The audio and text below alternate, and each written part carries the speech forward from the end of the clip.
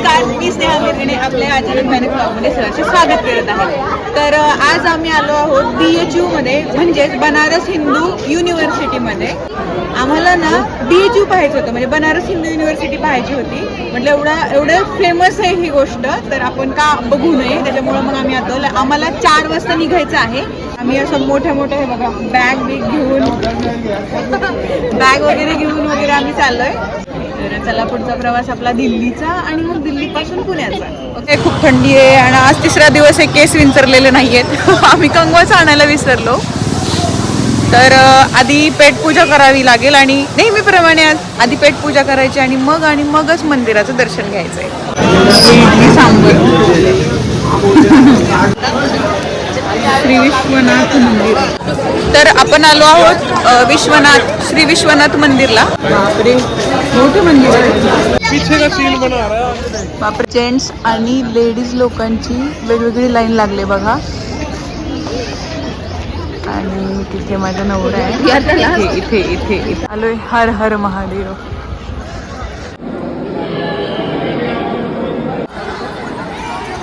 इतका सुंदर परिसर आहे कडेला, खूप छान.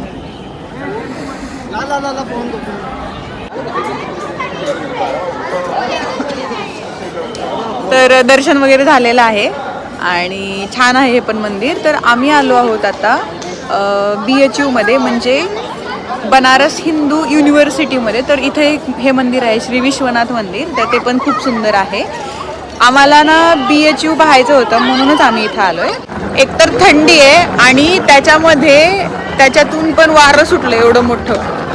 नंदी आहे ना, नंदी त्याच्या कानात सांगितलं ना काही, तर ते खरं होतं म्हणे. देवानं सगळं दिलंय आम्हाला, त्याच्यामुळं त्याच्या कानात सांगायची मला तरी काही गरज वाटत नाहीये.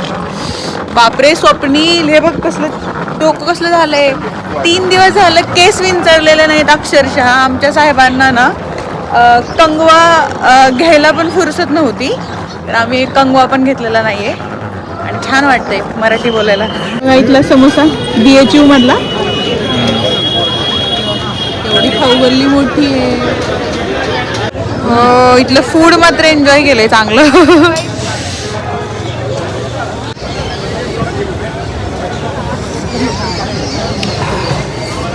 3 जर्किन आणि आतून 2 शर्ट आहेत. अक्षरशः तरीही थंडी वाजती आणि पाय तर पूर्ण असे जमलेत माझे. आई शपथ, आज खूप थंडी खरंच. काल अंडर एस्टिमेट केलं इथल्या थंडीला आणि आज खूप थंडी. कुठे जायचं आता स्वप्नील? घरी जायचं. बस झालं ना. आता आमची 4 वाजताची बस आहे आणि आता जायचंय. Bye bye Banaras. तर हे होतं काशी हिंदू विश्वविद्यालय आणि हे बघू शकता तुम्ही. मी पाहतोय इथं ना प्रत्येक ब्रँच आहे, म्हणजे असंच फार फिरलो इथे, खाल्लं पिल्लं, मंदिराला वगैरे गेलो आणि आता दिल्लीसाठी निघायचंय. चला, निघालो आहे दिल्लीसाठी आणि बाय बाय बनारस. खूप भारी दिवस होते, खूप भारी अनुभव होता. आता डायरेक्ट दिल्लीला जाऊयात आणि दिल्लीवरून पुण्याला. तर आताच दिल्लीला पोहोचलोय आम्ही. तब्बल 12 ते 13 तास लागले आम्हाला दिल्लीला पोहोचायला, फ्रॉम बनारस टू दिल्ली. आणि आता 4 वाजताची फ्लाईट आहे दुपारच्या. खूप थकलोय.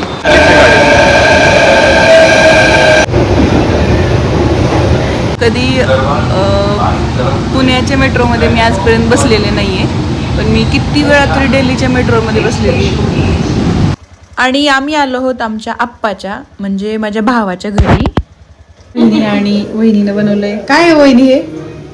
छोलेपुरी. भटुरे नाही आहेत. ह्याला भटुरे का म्हणत नाही सांगा बरं? ओके, भटुरेमध्ये मैदा असतो आणि ह्याच्यात कणिक आहे. ओके, चला, आता पुण्याला जायची वेळ आलेली आहे आणि झालंय आता जेवण वगैरे झालंय. वहिनींनी मस्त स्वयंपाक केलेला, मस्त छोले आणि पुऱ्या. आणि आता आपण त्यांना सगळ्यांना बाय बाय करून निघालेलो आहोत. आणि आता पुढचा प्रवास एकटीने आहे. आमचे सरकार पण आम्हाला सोडून जाणार आहेत. ओके, पर्याय नाहीये. आणि चला, आता पुण्याला जायचं. एवढी सवय झालती, म्हणजे मी आता, म्हणजे माणूस ना नेहमी काही ना काही मिस करतो. तर एवढं फिरलो होतं आम्ही सोबत. आणि आता मी मिस काय करते तर माझं टीचिंग, माझं कॉलेजचं रुटीन, हे सगळ्या गोष्टी मी मिस करते. एकदा का माणूस कामाच्या ॲडिक्ट झाला ना की तो ते कामाशिवाय राहू नाही शकत, असा पॉईंट आहे. आणि आज 2023चा शेवटचा दिवस आहे. उद्याला 2024 उजाडणार आहे. सर्वांना नवीन वर्षाच्या हार्दिक शुभेच्छा. मला माहिती आहे हा ब्लॉग जेव्हा टाकेन ना त्यावेळेस आय गेस जानेवारी महिना चालू असेल आपला, पण तरीही लेट बट थेट.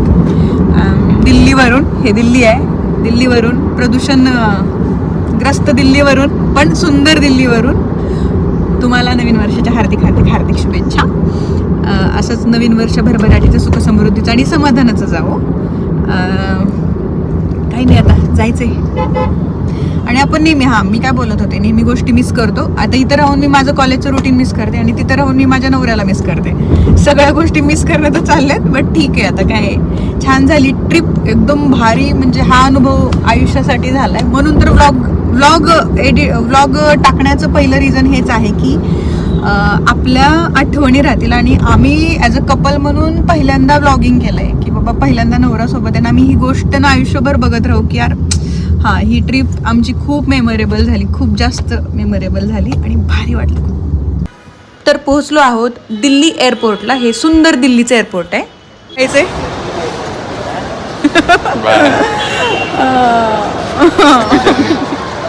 काय काय हॅपी जर्नी. व्हिडिओवर रडायचं असतं का?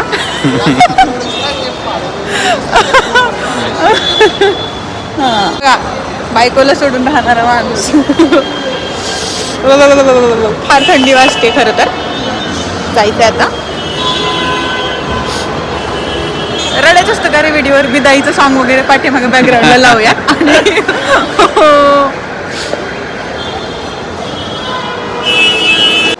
बॅकड्रॉप तर केलेली आहे.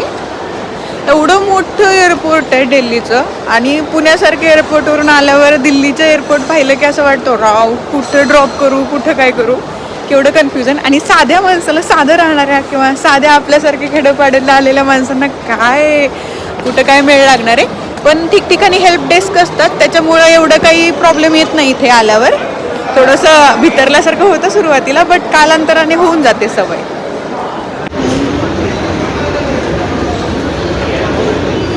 सिक्युरिटी चेक इन करताना अक्षरशः तुमचं म्हणजे जॅकेट सुद्धा उतरवलेलं होतं. जसं काय म्हणजे काहीतरी आता मोठा स्कॅम करणार होता आपण. पण बहुतेक ते गरजेचं असेल मे बी. वर बसायचं आपल्याला. चलो जायचे आता.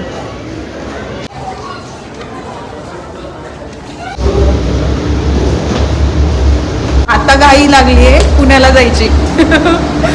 विमान उडण्याची वाट पाहताना हे बघा खिडकीतून असं दृश्य दिसतंय. आणि ही छान गॉर्जस वगैरे. म्हटलं न्यू इयरची सुरुवात एखादा नवीन ड्रेस घालून मस्तपैकी अशी करावी. दिवसाचा व्ह्यू पाहायचा होता म्हणून दिवसाची फ्लाईट बुक केली ती 4 वाजताची. आणि नशीब बघा किती भारी आहे की फ्लाईटमध्ये टेक्निकल इश्यू आला म्हणून त्यांनी खाली उतरवलं. आणि आता वाजलेत 6 आणि 6ला रात्रच झाली. बघा रात्र झाली आणि आता रात्रीच्या फ्लाईटमध्ये बसायचंय. As usual. म्हणजे आयुष्य तुमच्याप्रमाणे कधीच चालत नाही, पण तुम्हाला त्याच्यात पण आनंद मानून घ्यावा लागतो. हेच सरत्या वर्षानं मला शिकवलंय. त्याच्यामुळे मी रिलॅक्स आहे. NATS okay. दिवसाचा व्ह्यू गेला, आता आपण रात्रीचा व्ह्यू बघू आणि घरी जाऊ. नेहमी आयुष्यात तुमच्या प्लॅननुसार नाही चालत. You have to adjust only. आणि चला आता 6 वाजलेत, 9-10 वाजतील पुण्यात पोहोचायला आणि त्यांच्या घरी पोहोचायला तर 11च वाजतील. म्हणजे आपलं न्यू इयर हे असंच होणार आहे मस्तपैकी. आणि फायनली आमचं हे विमान आकाशात भरारी घेतंय.